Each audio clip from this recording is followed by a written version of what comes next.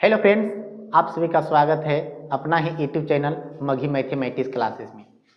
आज हम फिर एक नए वीडियो के साथ आप लोग के बीच आए हैं। हम लोग को सबको पता ही होगा कि अभी हम क्लास 10th का सोशल साइंस का history, geography, economics, political science, civics, इस सारी चीज़ों को कंप्लीट कर रहे हैं, जो कि सब्जेक्टिव और ऑब्जेक्टिव कंप्लीट कर रहे हैं।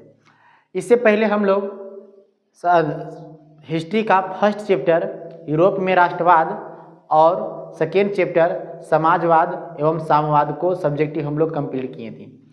और इससे पहले हम लोग ज्योग्राफी का फर्स्ट चैप्टर, जो कि संसाधन के बारे में जितना भी सब्जेक्टिव था उसे हम लोग कंप्लीट किए थे।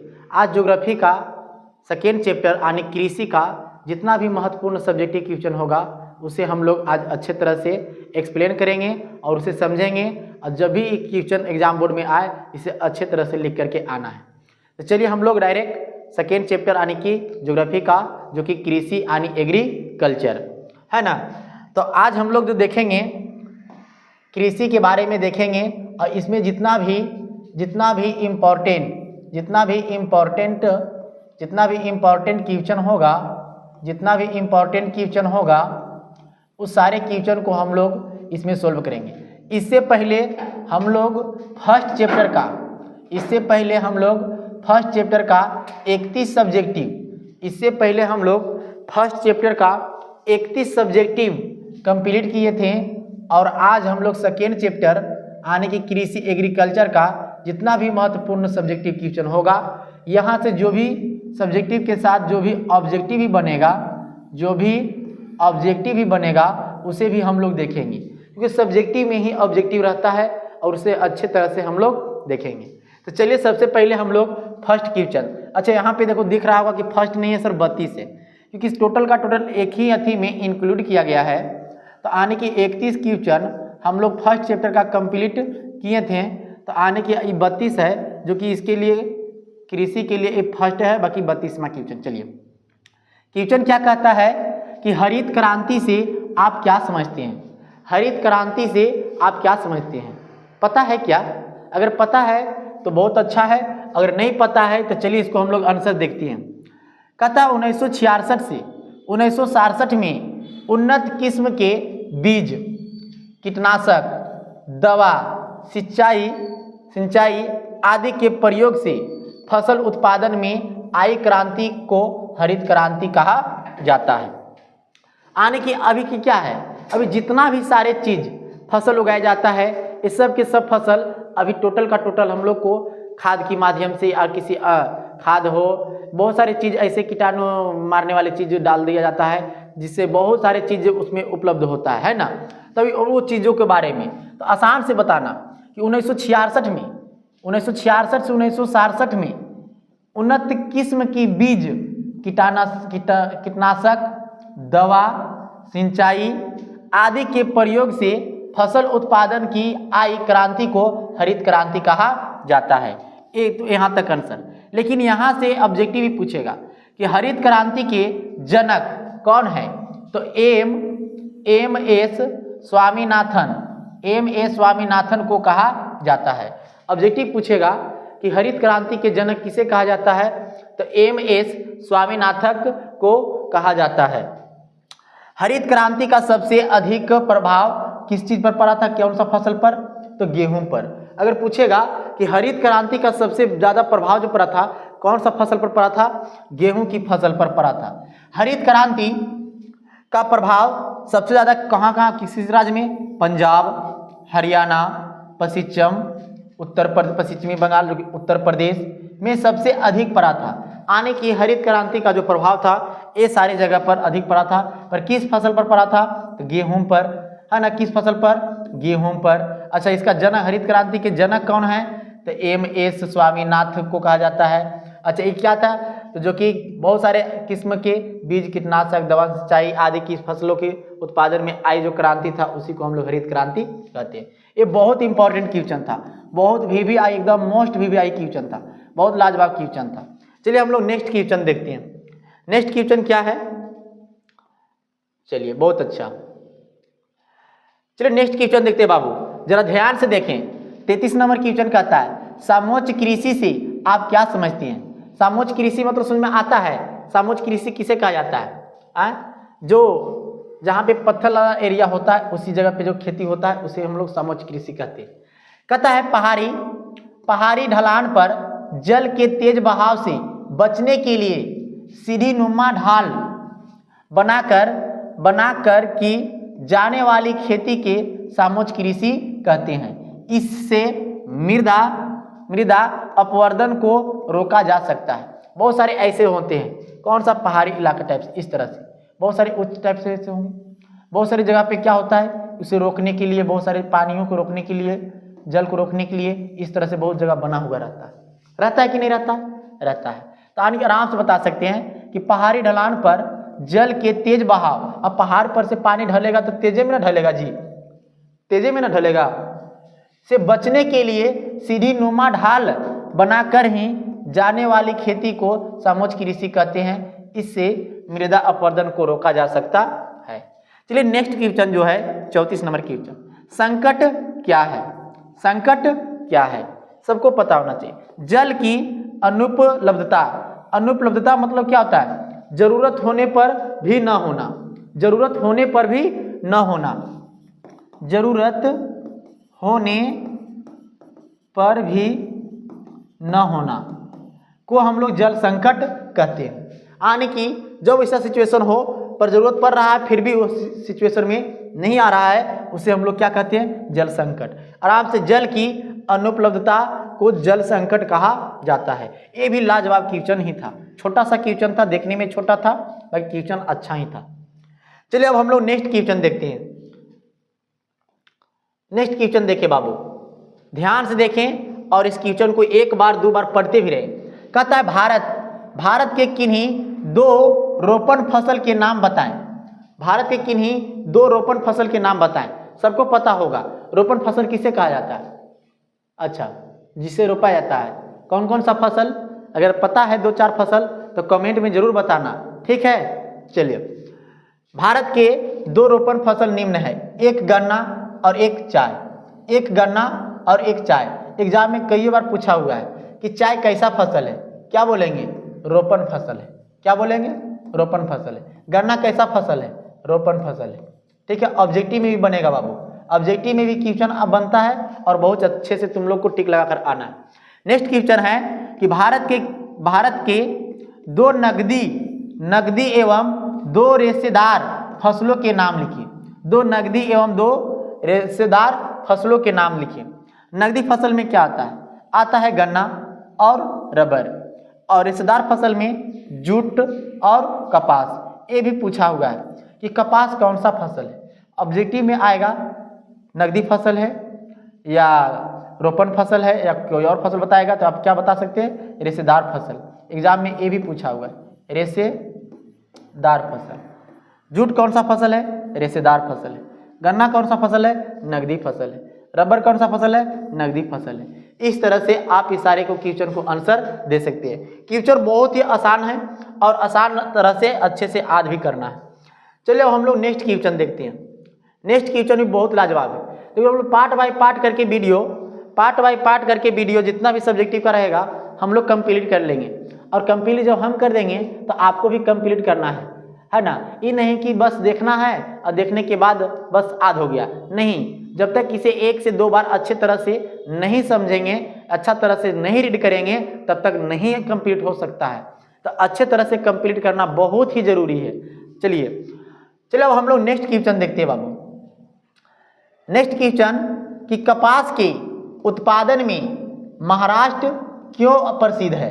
एग्जाम का ये भी मोस्ट क्वेश्चन है, बहुत ही लाजवाब क्वेश्चन है।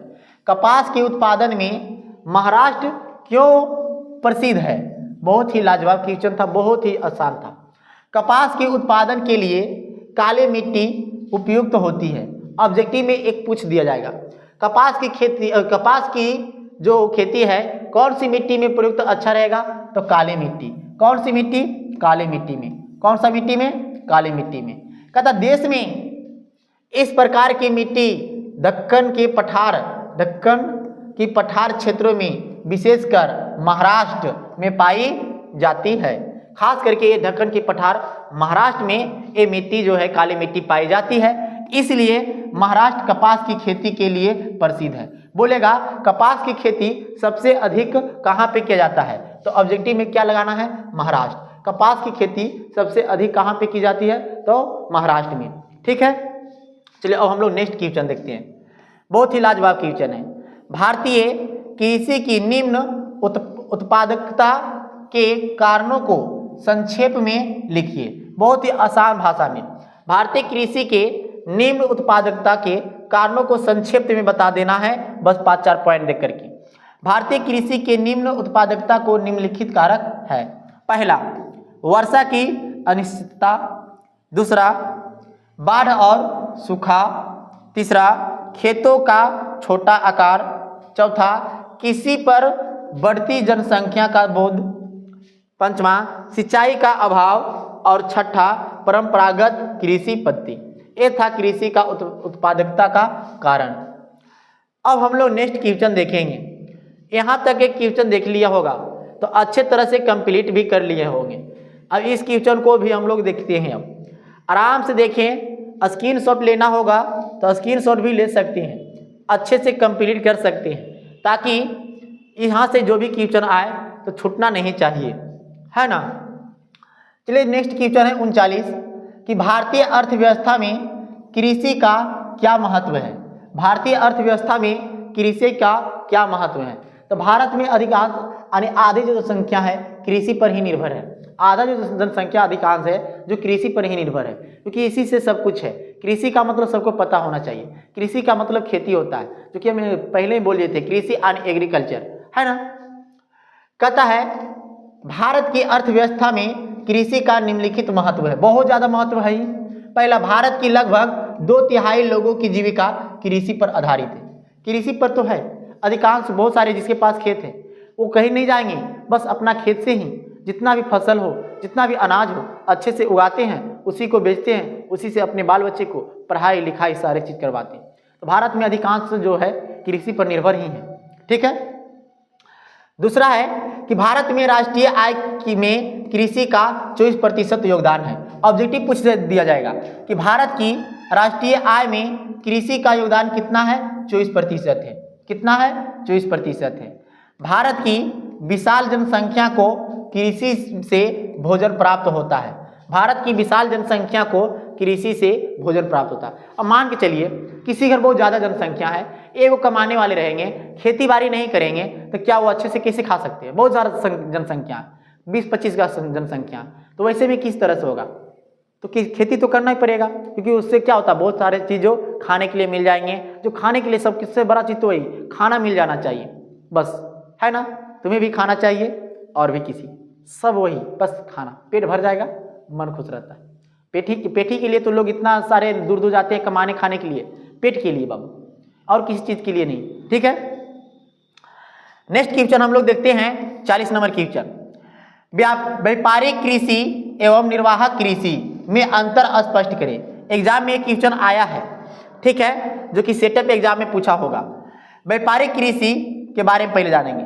व्यापार के उद्देश्य से किए जाने वाले कृषि को व्यापारिक कृषि कहते हैं।